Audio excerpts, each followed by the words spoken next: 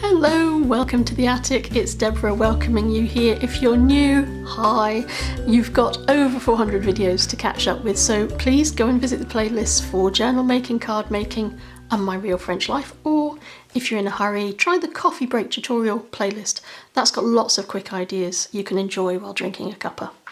Please subscribe. Do hit the like button when you enjoy a video. It really helps me grow my channel and I appreciate your support. And if you're a returning friend, hello again.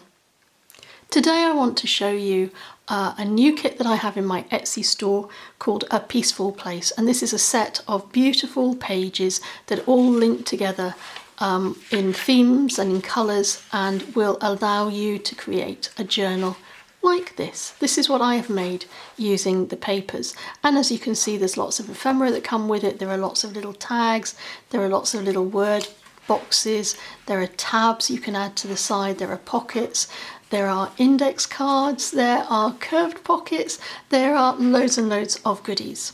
And I will talk you through the pages in just a moment. But let me tell you what you're going to get in this kit. There are 9 backgrounds, 5 double note pages, 1 large background sheet, and then there are 4 pages of ephemera. There are 2 curved pockets, there are 3 tabs, such as you see down the side here. There are 6 note cards in different sizes and with different headings on the top of them. There are 4 corners and there are 3 word boxes. I've also included 3 faux round seals, such as this one here, and quite importantly, 1 template which shows you how to create a single signature journal, and it includes the information about stitching, and I've made it as easy for you as I can so that if you are an experienced journal maker or if you're a beginner, if this is your first one, I don't think it could be any simpler for you. It's a really nice, easy way to create a journal, and I use these templates for myself all the time. These are all printed out onto A4 sheets, and the size inside the sheet is 10 by 7, which means that you can fold this and make a standard journal size of 5 by 7. The images are all pastoral or coastal, and one of the attractions for me of these pages was it evoked memories of many years ago when my grandparents had an old signal house. It was called Signal Cottage, and it was in a little coastal village in Fife, and it was right on the top of the cliffs, and we could see the whole length of the River Forth. So this is in just north of Edinburgh, and the views were stunning. They were just beautiful, and I would stand there with my grandfather and watch the little ships and the little boats going up and down the Forth of Firth, and he knew all about them because one of the reasons that they'd chosen to live where they did is because he had been a lieutenant commander in the Royal Navy. So for him, being able to stand and look out and watch ships and activity on the water was perfect. You get 9 backgrounds altogether, and you get 5 of these double note pages. And I've included 1 large background sheet. Now this is bigger than all the other sheets. It prints out to the largest I could fit onto an A4 sheet, because that will then allow you to create a background. So anything that you want to print from the kit with a background rather than a plain white back, you can print it on these background sheets. And that's exactly what I've done to show you my final 2 double note pages. I've printed them onto the background sheets to show you how this works. So this sheet is bigger than both of these sheets. In addition to all of the backgrounds and the double note pages, there are 4 pages of ephemera. So there are 3 tags on this sheet, and these 3 circles can be used as faux letter seals or envelope seals. There are 2 curved pockets and another card. This time this is an index card, and there are 4 corners, so these are used to create tuck spots within your journal, and then 3 words in boxes. The most important one probably is this one because it contains the template, and the template gives you a visual and a verbal instruction for ways to position holes within your journal to create a single signature journal, and it also includes all of the threading instructions, so you don't have to worry about that. If you've never made a journal before, this kit makes it really, really simple for you. Also on this page, I've included 3 folding tabs that will go on the top or the sides of your pages, and 2 other little note cards.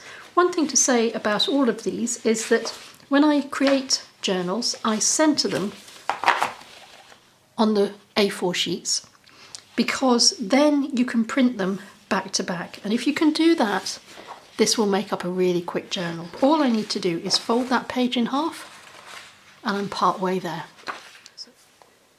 This is my completed journal. And as you'll see, this has got 3 signatures. And 3 signatures just means that I've got 3 sections to my book, and I've sewn each of them in place. Now, although the template that you'll get with your kit will show you how to make one single signature and it will give you the instructions for sewing it in, it's very simple to adapt this. Let me show you.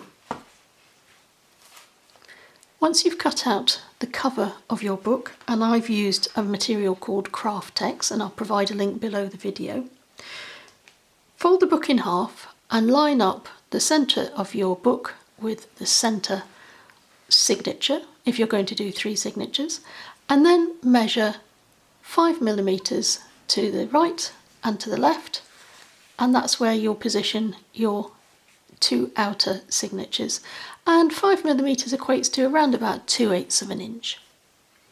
You can adapt this to make a 5 signature book if you want, and each time you add a signature you add 5mm or 2/8 of an inch to your book as well. So using your template for your single signature will help guide you to making larger signature books as well. So let me give you a quick flip through of this book, because I want you to see the different ways that I've used the paper. I decided to print out 3 parchment style pages. This is what they look like. I mean, they're just beautiful, and I'm planning on just using them as extra texture and interest within the book. I'm not going to do anything on either side, but I have used them to flag up where each signature begins and ends. So in the middle signature, you can see that I've used it to wrap around those inner pages, and I've done the same with the final set of papers as well. I think it's beautiful. I think it's a really effective way to add interest to your books. And incidentally, on the inside, I've covered this using a piece of fabric that I had that I thought matched nicely with the project, and then I've stitched around the outside all the way around the book to hold everything in place. I've used the corners to create tuck spots, and I've used a parchment style curved envelope as well, curved pocket I should say as well, to hold spare papers. And I've also cut down extra papers from the existing background papers. So although you've got these specific tag elements here, there's nothing to stop you cutting out the bits of pages with the nice elements on them or the nice images on them that you like. And I've done a similar thing with an index card. I've printed one on parchment paper again, or transfer paper I should say, and I've just connected it with a paper clip onto a background piece and popped that into a corner pocket. Now you can print out corner pockets and curved pockets as many times as you want, and also the tags, and that's the great thing that I like about using digital kits, is there's no limit on printing them out. So although I've only used 3 tabs down the side of my book, and these actually link to the 3 different signatures, I could have put these along the top, I could have cut out more, I could have printed out and cut out more, and I could have used them extensively throughout my book. I didn't need to, I just wanted to segment the 3 areas as I have done. I've got an index card there in a little pocket, and I can keep on growing and adding to my journal. I've got a little tuck spot up here, and this is quite nice because you can actually tuck things into those little spots. So even though it's only a little circle, it is a useful little circle. So that is my journal. For the front, I've taken elements from the kit as well. I've used a corner. I've used one of the vellum sheets that I printed off, and all I've done is I've ripped circles around I've ripped 4 circles in decreasing sizes and then held them in place with a little brad, and that adds extra texture and interest. So I put 3 on the bottom, I've popped 1 at the top, I've found some old burlap and some little bits of lace, and this doesn't need to be lovely brand new lace or anything like that. If you've got a button box or anything like that, which I do have, that's a great place to store things like this, these tiny little bits, maybe 1.5 inches long, and they make great decorations for the front of journals. I've also used a couple of these sort of bulb pins, and these I keep, there used to be a range of clothes I used to buy back in the UK, and they always came with these bulb pins holding the information about the garment on them, and I always kept those, and I think they look really quite nice on a journal. So these are, there are many different ways that you can cover your front journal, but I've stitched these in place, I've sewn them in, I put brads in place, and I did all of that on my craft text cover before I added my fabric. So the fabric is the last thing that you add if you want to decorate the front of your cover with sewing. And you can see there's quite a lot of sewing on this. There's a lot of zigzag sewing, all to make it look a little bit more appealing. I like the sorts of journal covers where you can look at them and keep looking, and every time you look at them you notice something a little bit different. I rather like that about them. So I'm going to say thank you very much for your time. As always, thank you for watching, and until we meet again, stay safe and take care.